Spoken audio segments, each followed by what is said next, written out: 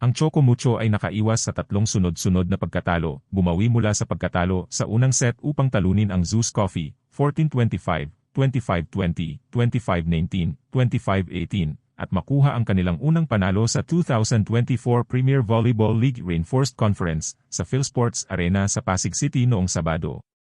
Ang Choco Mucho, sa kabila ng pagkawala ng ilang mga pangunahing manlalaro, ay kumuha ng inspirasyon mula sa ace player nila, si Rondina, na dumiretso mula sa airport patungo sa laban matapos ang game nito sa Alas, Pilipinas. Ang Flying Titans ay umangat sa kanilang record sa 1-2 na nagresulta sa three-way tie sa pangatlo hanggang ikalimang pwesto sa Pool B kasama ang Petrogas at Capital One.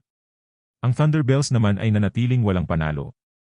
Sa wakas, nanalo rin kami ngayong conference. Matagal namin itong hinintay, sa dalawang game namin talagang medyo down kami. Pero ngayon, siguro na maximize lang talaga namin kung saan kami advantage sa opensa. Si Coach Dante Alinsunurin ay gumawa ng matapang na hakbang sa pamamagitan ng pagpapalit sa import na si Zoe Faki matapos ang unang set kay Royce Tubino, at iyon ay nagresulta ng maganda hanggang sa pagtatapos at nakuha nila ang panalo. Short one, Mondoñedo goes to Pascual. Molde saves it. Here comes Tubino, and down it goes. The speed here, the set. Nagbigay si Tubino ng 21 points sa tatlong set ng laro na may mahusay na performance na 21 of 42 sa mga atake.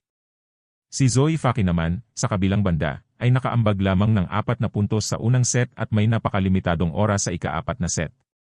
Matapos lumabas ang tunay na laro ng Flying Titans at kunin ang ikalawa at ikatlong set, lalo pang nagbangis ang Choco Mucho Ladies at nagtatag sila ng hindi matatalo na 18-5 na kalamangan patungo sa panalo.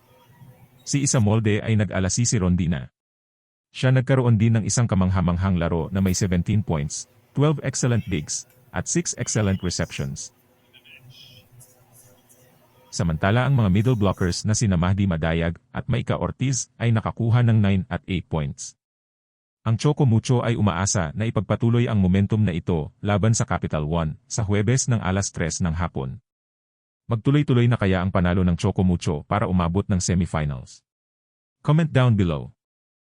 Thank you for watching this video. For more videos like this, subscribe, like, and comment down below. Magdasal at mag-ingat tayo palagi. Hanggang sa susunod.